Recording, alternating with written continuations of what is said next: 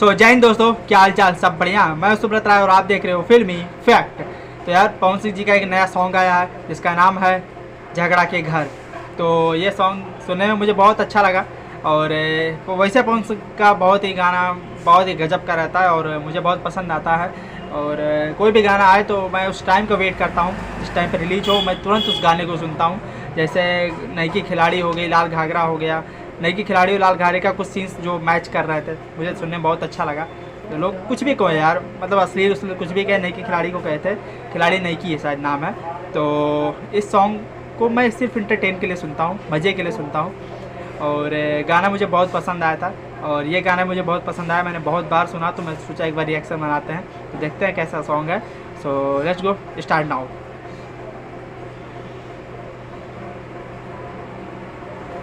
गजब।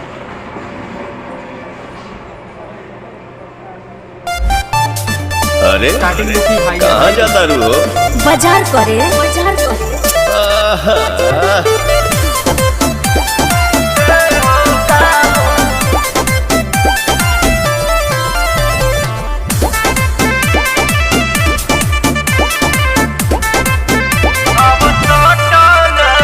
मन करे निकली ना घरवा से बहरी, कहेलो सुनलई का लागेलू तू शहर। हमारी जवानी कोनो आंडू पांडू खाती नहीं खे बन। अच्छा मन करे निकली ना घरवा से बहरी, कहेलो सुनलई का लागेलू तू शहरी। फेकेले दाना हमरो दीवाना, मुश्किल चलल डगर भइल बा।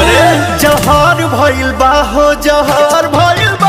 है जवानी रानी झगड़ा के घर भइल बा। है जवानी रानी झगड़ा के घर भइल बा। है जवानी रानी झगड़ा के घर भइल बा।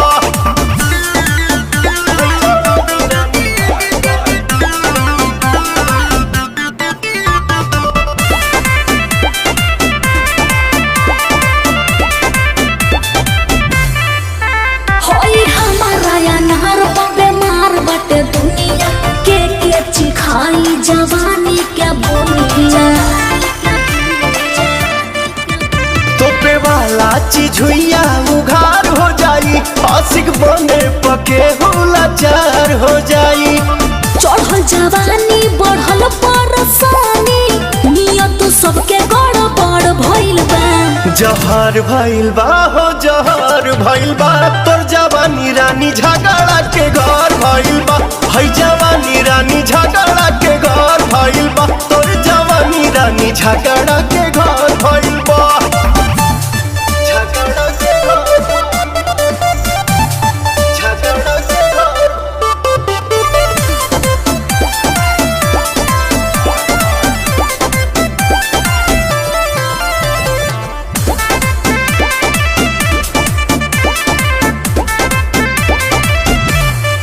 कि हम कहर बर टंगरी चलिले जब फेंक के, बुढ़ो जवान होला हमारा के देख के।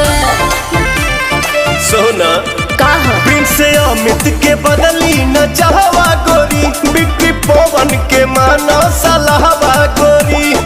कैसे बताई कहवा लुकाई, सबके नजरिया में गड़ गइल बा। जहर भइल बा हो, जहर भइल बा। है जवानी रानी झगड़ा के घर भइल बा। है जवानी रानी झगड़ा के घर भइल बा। है जवानी रानी झगड़ा के घर भइल बा।